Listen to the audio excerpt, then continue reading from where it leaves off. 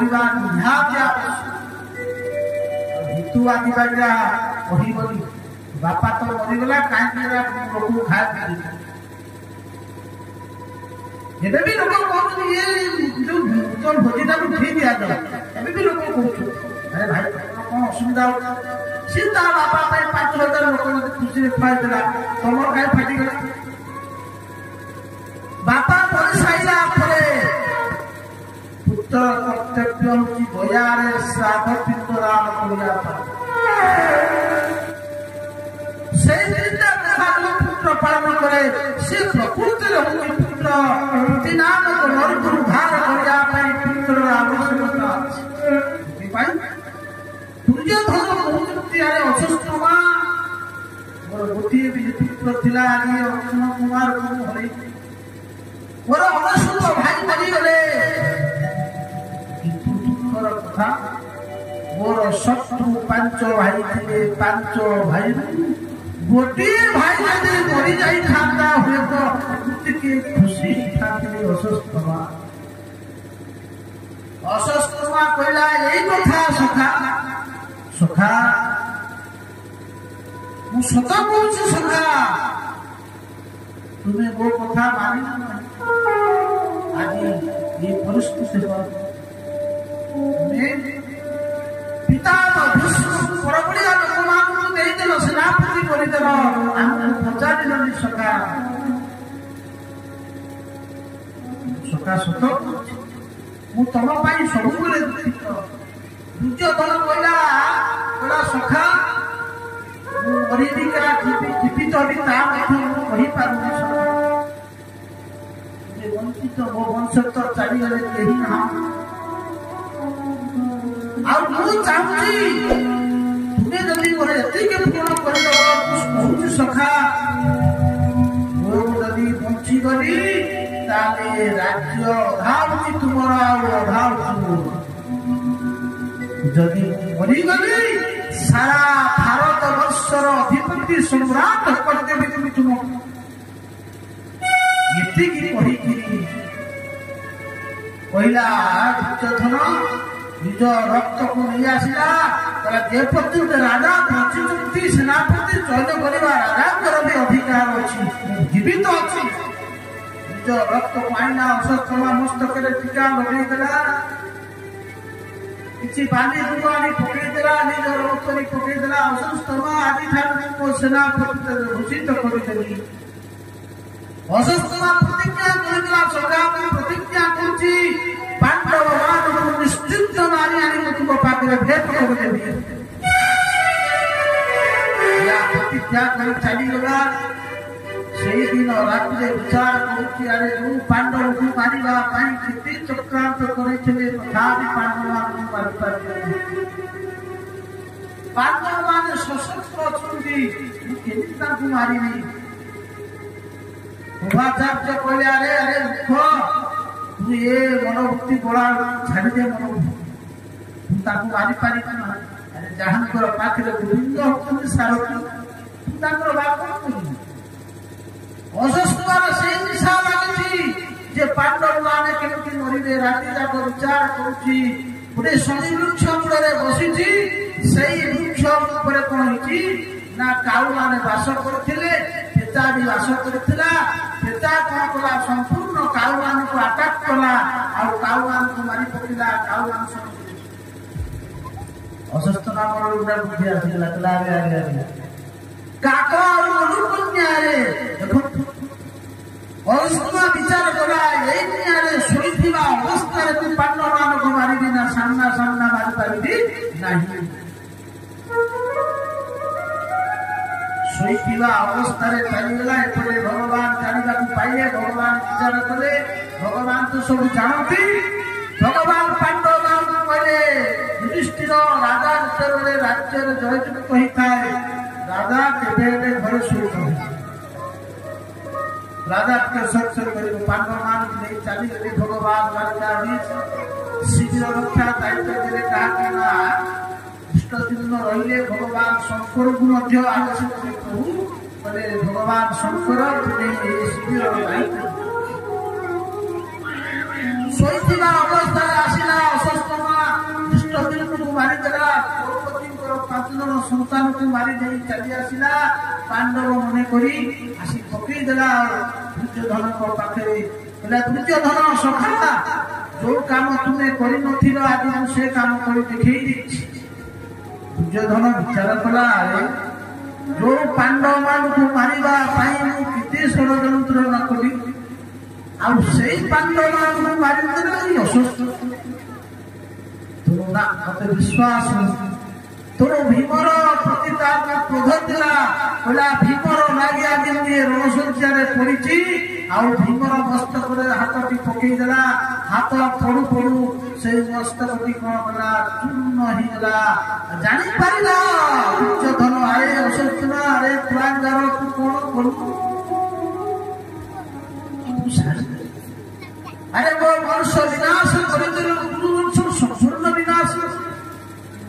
ଆରେ ତୁଳାଙ୍ଗାର ଇଏ ସେ ଭୀମସେନ ଇଏ ଆରେ ପାଣ୍ଡବ ଏମାନେ ହଉଛନ୍ତି ପାଣ୍ଡବଙ୍କର ପୁତ୍ର, ନିରୀହ ଶିଶୁମାନଙ୍କୁ ତୁ ମାରି ପକେଇଲୁ ରେ ଅସତ୍ୟମା। ଆରେ ନିରୀହ ଶିଶୁମାନେ କଣ ଦୋଷ କରିଥିଲେ? କି ଦୋଷ କରିଥିଲେ ପିଲାମାନେ? ତୁ ମାରିଦେଲୁ। ଧିକ୍କାର ତେତେ। ସେଇଦିନ ରାତିରେ ଧିକ୍କାର କରି ଅସତ୍ୟମା ତ ଯାହା ଭୁଲ କରୁଛି ନିଜେ ଚିନ୍ତାରା ତାର ଆସିଗଲା, ଆରେ ମୁଁ ଭୁଲ କରି ପକେଇଛି।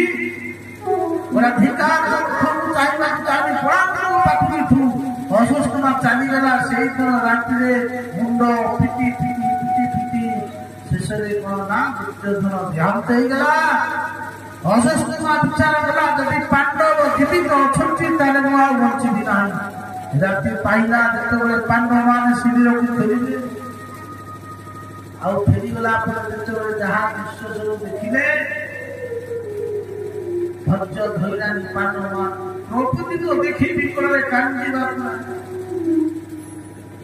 ମାତା ଶିଶୁନା ସୁତା ନିସମ୍ୟ ଘୋରା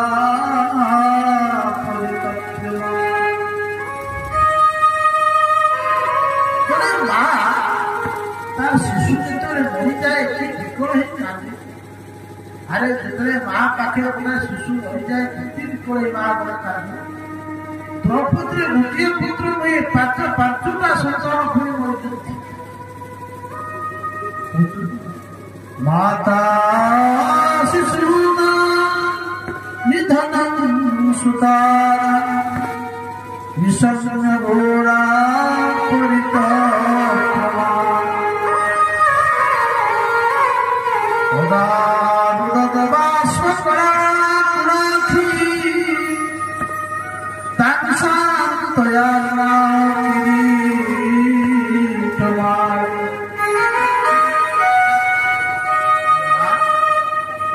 ବିକଳରେ ଛାତ୍ରୀ ହାତ ମାରି ଚିଲେଇ ଚିଲେଇ କହୁଛି, ଆରେ କିଏ ମୋର ନିରୀହ ଶିଶୁମାନଙ୍କୁ ମାରି। ଦ୍ରୌପଦୀ ବିକଳରେ କାନ୍ଦୁଛନ୍ତି ଅସତ୍ୟମା ମାରି ଦେଇଥିବା ଶିଶୁମାନଙ୍କ ପ୍ରତି। ଯେତେବେଳେ ଅର୍ଜୁନ ଜାଣିବାକୁ ପାଇଲେ, ଶାନ୍ତି ଆବାହନ ନିରୀକ୍ଷମାନ ଅର୍ଜୁନ ଆଜି ଅସତ୍ୟମାକୁ ଦ୍ରୌପଦୀକୁ ସାନ୍ତ୍ୱନା ଦେଇ କହୁଛନ୍ତି, ଦେବୀ ଦ୍ରୌପଦୀ ଇଏ କର୍ମ ଯିଏ କରିଛି ମୁଁ ତାକୁ ଛାଡ଼ିବି ନାହିଁ। ମୁଁ ପ୍ରତିଜ୍ଞା କରୁଛି, ଇଏ ସେଇ ନରାଧମ ଗୁରୁପୁତ୍ର ଅସତ୍ୟମାର କର୍ତ୍ତା। ମୁଁ ଯେ ପର୍ଯ୍ୟନ୍ତ ଅସତ୍ୟମାକୁ ନ ମାରିଛି ସେ ପର୍ଯ୍ୟନ୍ତ ତୁମେ ସ୍ନାନ କରିବ ନାହିଁ। ଆଉ ଜୀବନରେ ଯେତେବେଳେ ପ୍ରତିଜ୍ଞା କ୍ଷତ୍ରିୟ କରେ, ଆଉ କ୍ଷତ୍ରିୟ ପ୍ରତିଜ୍ଞା ନ କଲେ ଭୟଙ୍କର ନରକୁ ଯିବାକୁ ପଡେ। ଭଗବାନଙ୍କୁ ନେଇକି ଅର୍ଜୁନ ଅସତ୍ୟମାର ପଛ ପଛେ ମନୋନ୍ୱେଷଣ କଲେ। ଅସତ୍ୟମା ଜାଣିବାକୁ ପାଇଲା, ଯଦି ପାଣ୍ଡବ ମାନେ ଜୀବିତ ଅଛନ୍ତି ତାହେଲେ ମତେ ମୁଁ ଆଉ ବସିବି। ଭଗବାନ କଣ କଲେ, ଅର୍ଜୁନ କଲେ, ଅର୍ଜୁନ ଅସତ୍ୟମା ଅସତ୍ୟ ବିଚାର କଲା, ମତେ ଅର୍ଜୁନ ମାରିଦେବ, ବ୍ରହ୍ମାସ୍ତ୍ର ମାରିଦେଲା। ଆଉ ଯେତେବେଳେ ବ୍ରହ୍ମାସ୍ତ୍ର ମାରେ, ଆଉ ବ୍ରହ୍ମାସ୍ତ୍ର କେହି ରକ୍ଷା କରିପାରିବେ ନାହିଁ। ଭଗବାନଙ୍କ ଶରଣାପନ୍ନରେ ଅର୍ଜୁନ କଲେ, ପ୍ରଭୁ ମତେ ରକ୍ଷା କର। कृष्ण कृष्ण महाबाहु प्रभु रक्षा करे भयंकर ब्रह्मास्त्र भगवान कहते अर्जुन तुम्हें गोटे गुरुकर शिष्य तुम्हें मध्य ब्रह्मास्त्र अर्जुन ब्रह्मास्त्र मारे अश्वत्थामा ब्रह्मास्त्र मारी उभय ब्रह्मास्त्र जिते भयंकर युद्ध आरंभ है आकाश अग्नि वर्षा होगा लगे जीव मान लगे कथार अर्जुन ब्रह्मास्त्र को फेरे देले कहीं अर्जुन मारिबा जाती फेरे अशस्त्र से गुरुवर पुत्र पिता मारिबा से जानी दुष्ट फेरवा जाना भगवान कहते अर्जुन धरी पकाए दुष्ट को आतंक धरी पकाओ आपको तुरंत बद्ध कर दियो शास्त्र कहते धर्मज्ञ पुरुष माने केवे शिशु मान को मारते नहीं तो ये निरीह शिशु मान को शोईथिबा अवस्था ये पापी पापी के दंड दवा निश्चित आवश्यक यदि आप तुम्हें छाड़ीदेव ये भयंकर पाप आउ कहते मत प्रमत मत सुत बाल स्त्रियंजन प्रपन्न विरतः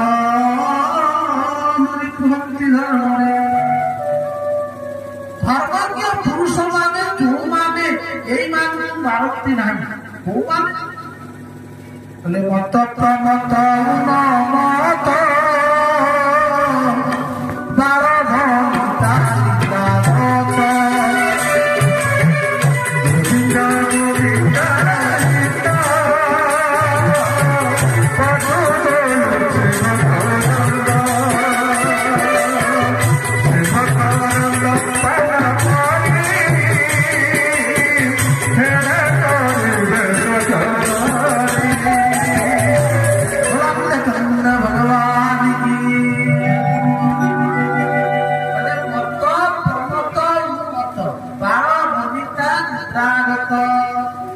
शरणागत रथ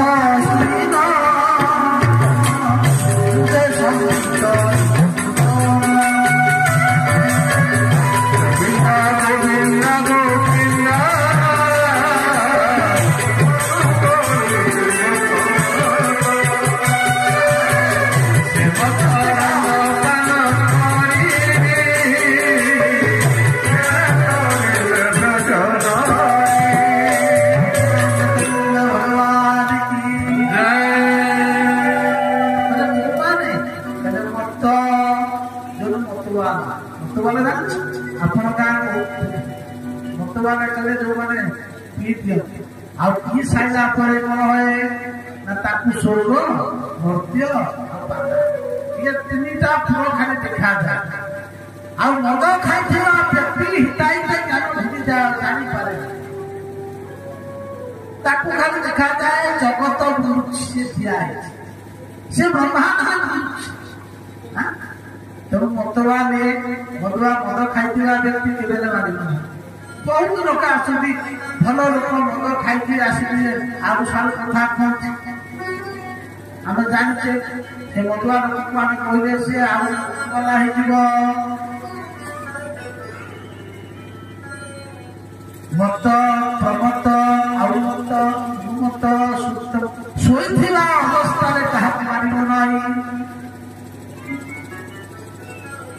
शोईथिबा अवस्था मारिब ना शास्त्र बना बालक को केते हेले मारिब नहीं छोट बालक हूँ भगवान को बालक को मारिब नहीं आउ मारिब नहीं जो माने तुम शत्रु शत्रु तो समस्त क्रोध थाए जदि शत्रु आसिक तुम शरणापन्न हो गला शत्रु को तुम्हें छाड़ीदेव प्रतिशोधन ना कि युद्ध समय शत्रु तुमको देखिक भय पड़ो रथ छाड़ी अस्त्र छाड़ी पड़ो से पछरे मार ना शास्त्र ଶରଣାଗତ ରଥହୀନ ଯୁଦ୍ଧେ ସଂକିତ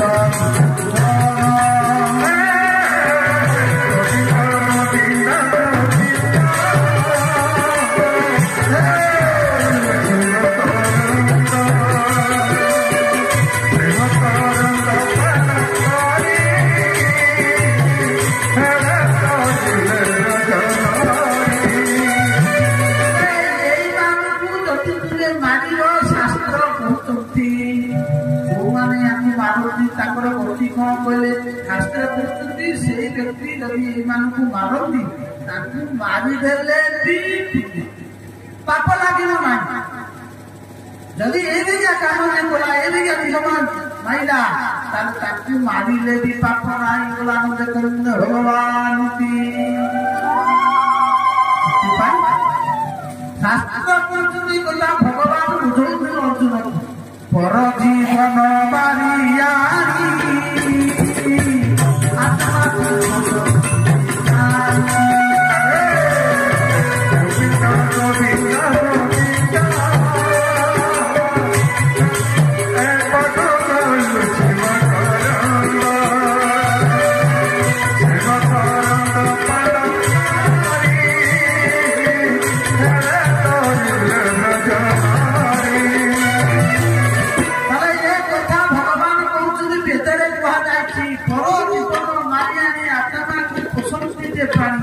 ତାହେଲେ କଣ ହେଇଥାଏ ନା ତାକୁ ମାରନ୍ତେ ବହୁ ପୁଣ୍ୟ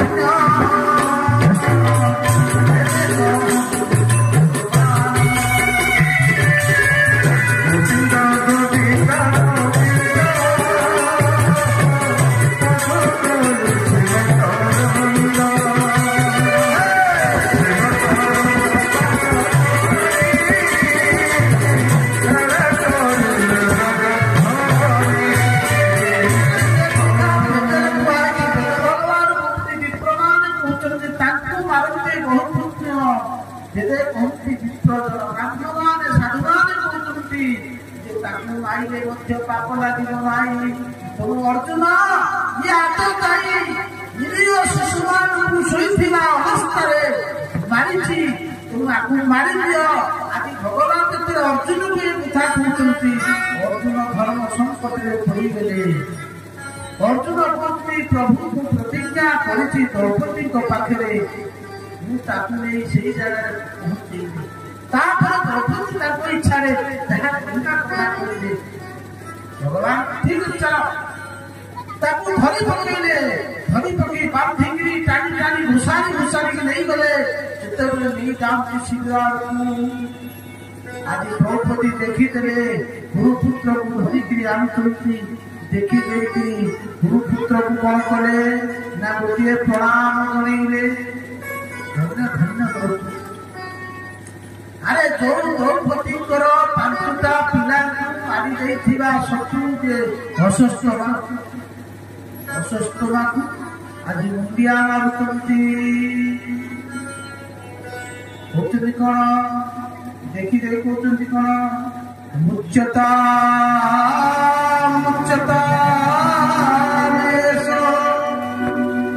ବ୍ରାହ୍ମଣ ମିତରା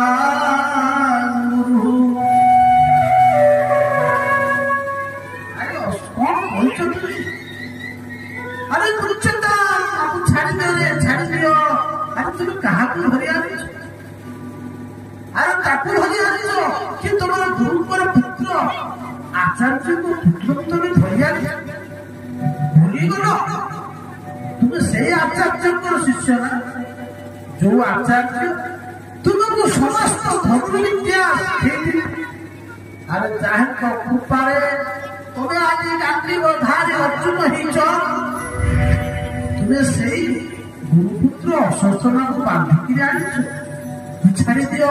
ଆରେ ଇଏ ତ ଆଚାର୍ଯ୍ୟଙ୍କର ପୁତ୍ର, ଇଏ ବ୍ରାହ୍ମଣ। ଆରେ ତମେ ତାକୁ ବାନ୍ଧିକି ଆଣିଛ। ଦେଖ ଇଏ ତୁମର ଗୁରୁଙ୍କର ପୁତ୍ର। ଗୁରୁଦେବ ଆଜି ନାହାନ୍ତି, ଗୁରୁମାତା ଅଛନ୍ତି, ମା ଗୌତମୀ ଅଛନ୍ତି। ଆଉ ସେଇ ଗୌତମୀ ପତି ଦେବତା ପ୍ରତିଶ୍ୱରକୁ ଚାଲିଗଲା ପରେ ଏକେଲା ବିଧବା ମା ଜଣେ ଅଛନ୍ତି ଏ କଥା କହିଲେ ଆରେ ମୋର ପାଞ୍ଚଟା ସନ୍ତାନ ଚାଲିଗଲେ ଠିକ ଅଛି, କିନ୍ତୁ ମୋର 5ଟା ସ୍ୱାମୀ ଅଛନ୍ତି। ଏଇ ଗୌତମୀ ପ୍ରତିଦେବତା ସ୍ୱାମୀ କେତେବେଳେ ସ୍ୱର୍ଗ ଚାଲିଗଲେ, ବିଧବା ମା ଆଉ ଗୋଟିଏ ବି ସନ୍ତାନ ଅସୁସ୍ଥ, ଆଉ ତୁମେ ସେଇ ଅସୁସ୍ଥ ମାଙ୍କୁ ମାରିଦେଲେ। ବିଚରା ବ୍ରାହ୍ମଣ ଗୌତମୀ କଣ କଷ୍ଟ ହବ। ମୁଁ ଜାଣିନି ଜଣେ ମାର ସନ୍ତାନ ଚାଲିଗଲେ ମା କେତେ ଯନ୍ତ୍ରଣା ହେଇଥାଏ, ମା ଗୌତମୀକୁ କଣ କଷ୍ଟ ହବ।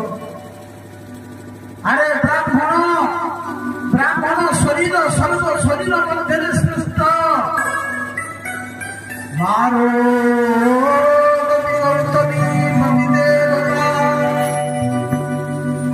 ସତରେ ମା ଗୌତମୀ କାନ୍ଦିବେ ନାହିଁ। ଜଣେ ବ୍ରାହ୍ମଣର କୋପ ବିନାଶ କରିଦେବ। ବ୍ରାହ୍ମଣୀର ଯଶୁ ଯଦି ଭୂମିରେ ପଡେ, ବ୍ରାହ୍ମଣ ହତ୍ୟାରେ କାହିଁକି ସମ୍ପୂର୍ଣ୍ଣ ଭରତ ବଂଶ ବିନାଶ କରିଦେବାକୁ ଚାହୁଁ? ଯାହା ହବାର ହେଇଗଲା। ଭଗବାନ କହନ୍ତି ସର୍ବ ଶରୀର ମଧ୍ୟରେ ଶ୍ରେଷ୍ଠ ଅଛି ମଣିଷ ଦେହ, ଆଉ ସେଇ ମଣିଷ ଦେହ ମଧ୍ୟରେ ବ୍ରାହ୍ମଣ ଶରୀର ହଉଛି ଶ୍ରେଷ୍ଠ। କଣ ସର୍ବ ଶରୀର ମଧ୍ୟରେ ସାର ସଂସାରେ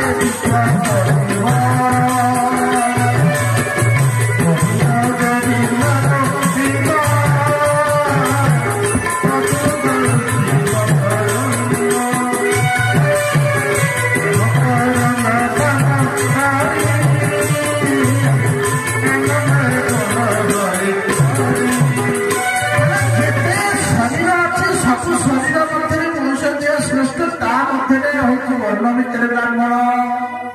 ସେଥିପାଇଁ ଭଗବାନଙ୍କର ଗୋଟିଏ ନାଁ ହଉଛି କଣ?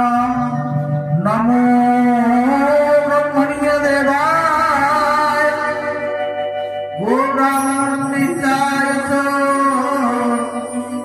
ଜଗଦିତାୟ କୃଷ୍ଣାୟ ଗୋବିନ୍ଦାୟ ନମୋ।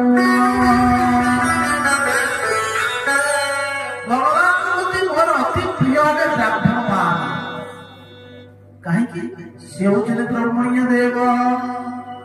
ସବୁବେଳେ ବ୍ରାହ୍ମଣର ସେବା କରି ଆସିଛନ୍ତି ଭଗବାନ।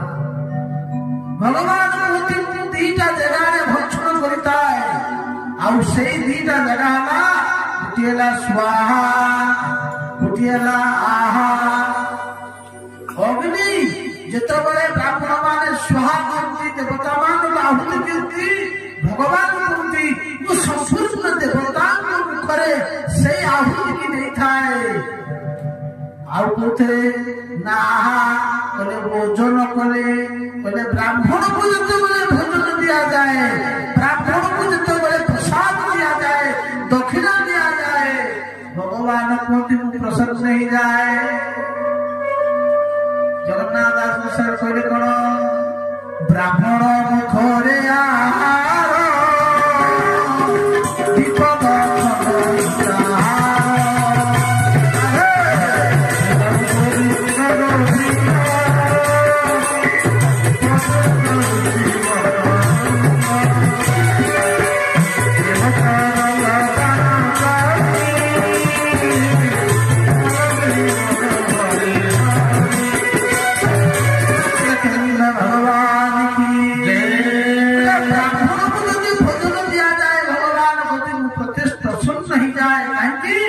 ବ୍ରାହ୍ମଣ ମୁଖରେ ଭୋଜନ କଲେ।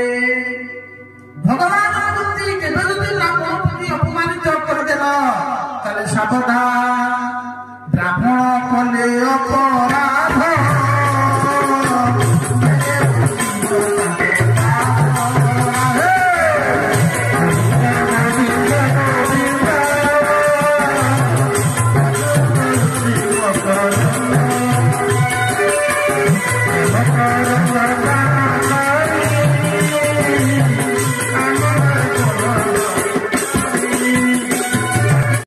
ବ୍ରାହ୍ମଣ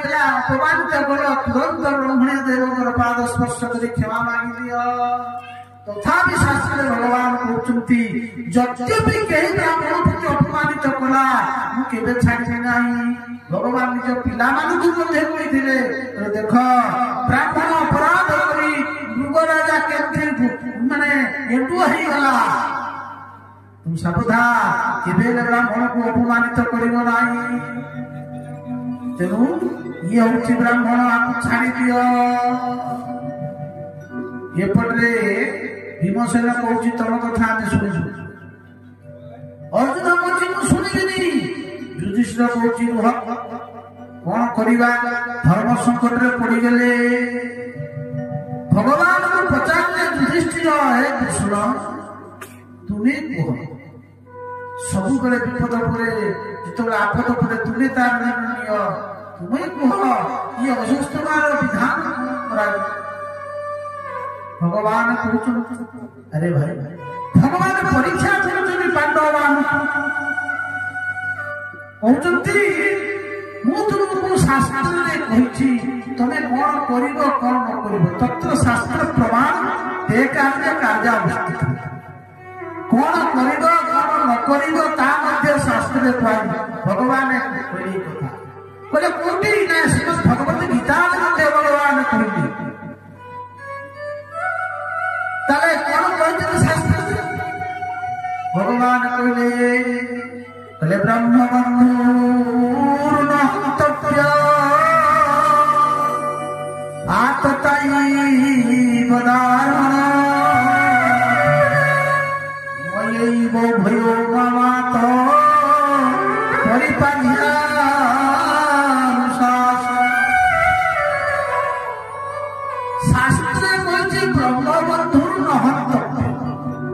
ब्राह्मण जेते अपराध कले ब्राह्मण जेते भूल कले केबे मारिबो नाही बुझी पाले कि नहीं हाँ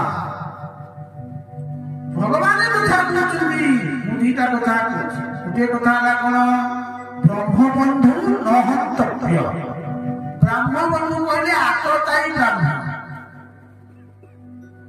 ब्राह्मण जिते भूल कले मारिब किंतु भगवान कथा कहते आतताई बदारण जी आतताई तुरंत मार आतताई की आम बुझा बोले 6 प्रकार बोले कौन कौन बोले जो माने बालक मान मारी दियंती प्रथम जो माने विष दियंती मारी दियंती द्वितीय जो माने पर संपद पर स्त्री हरण करती सी गोटे प्रकार जो माने अग्नि लगे दियंती घर पोड़ी दियंती सी आतत जो माने सुवर्ण चोरी करती गुरुपत्नी हरण करती सी आतत बोले यही आज्ञा लोक को मारिले भी दोष नहीं बुझीपार तो अरे हाँ कि नहीं कहना हाँ ताले बुझे आम टे बुझेदवा भगवान कहले ब्राह्मण जेते भूल कले मारिब ना गोटे पॉइंट भगवान कहले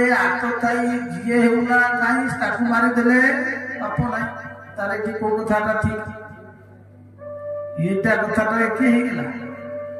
ब्राह्मण जिते भूल कले मारिब नहीं हाथ देखी मार दियो आतताई कौन सी जाति ना आतंकवादी मान जाति अच्छी जो नक्सल मान बोलती आमर पूरा मालकानगिरी डिस्ट्रिक्ट किसी प्रमाण ना कौन कर जाति प्रति बोली किसी ना आतंकवादी कहीं मारिदेवा दरकार युधिष्ठिर कहले प्रभु आपणकर ना हूँ कृष्ण आपणकर देखार प्रभु हूँ भाई भंगा आपणकर काम भंगा तेणु आपणकर ना हूँ पार्थ विहार आपण सीधा सीधा कहबे ना सब तेढ़ा भोका कथा कहबे आपन स्वभाव भगवान कहले मुबरा कहते तुम इच्छा से जा कहया कथा करि नियो युधिष्ठिर बुझी गले ये भाई सत कथा ये सीधा कहला वाला नहीं ये भोका ଯୁଧିଷ୍ଠିର ଭୀମସେନକୁ ଛାଡ଼ିଦିଅ, ମୋ ଗଦା ଛାଡ଼ିବ ନାହିଁ, ଅର୍ଜୁନକୁ ଛାଡ଼ିଦିଅ, ମୋ ଗାଣ୍ଡୀବ ଛାଡ଼ିବ ନାହିଁ, ମୁଁ ଏ ନରାଧମକୁ ମାରିକିରି ଶେଷ କରିଦେବି। ଇଏ ବଞ୍ଚିଲେ ଆହୁରି ପାପ କରିବ, ପାପି ଯେତେ ବଞ୍ଚିବ ଆହୁରି ସେ ପାପ କରି ଚାଲିବ। କିନ୍ତୁ ଯୁଧିଷ୍ଠିର କହୁଛି ନା, ଦ୍ରୌପଦୀକୁ ଯାହା ହରାନ୍ତ ହେଇଗଲା ମୁଁ ମାରିଦେଲେ କଣ ମୋ ପିଲାମାନେ ଫେରିଆସିବେ? ମୁଁ ଜାଣିଲି ପୁତ୍ର ଶୋକ କଣ। ଯୁଧିଷ୍ଠିର କହିଲେ ଭଗବାନ ପ୍ରଭୁ ଟିକେ ଆପଣ କୁହନ୍ତୁ। ଭଗବାନ କହିଲେ ଭାଇ ମୁଁ କିଛି କହିବିନି, ତୁମେ ଧର୍ମରାଜ ତୁମେ କୁହ। ଯୁଧିଷ୍ଠିର ନିର୍ଣ୍ଣୟ କଲେ। ନିର୍ଣ୍ଣୟ କଣ ନା ବ୍ରାହ୍ମଣ ମାନଙ୍କର ନିର୍ଣ୍ଣୟ ମାରିବା କଣ ଶାସ୍ତ୍ରରେ କୁହାଯାଇଛି। କହିଲେ ବପନ ଦ୍ରବିଣଂ ସ୍ଥାନ ନିର୍ଯାପନ ତଥା ये सही ब्रह्मबंधुना नान्यस्ति दहिरा।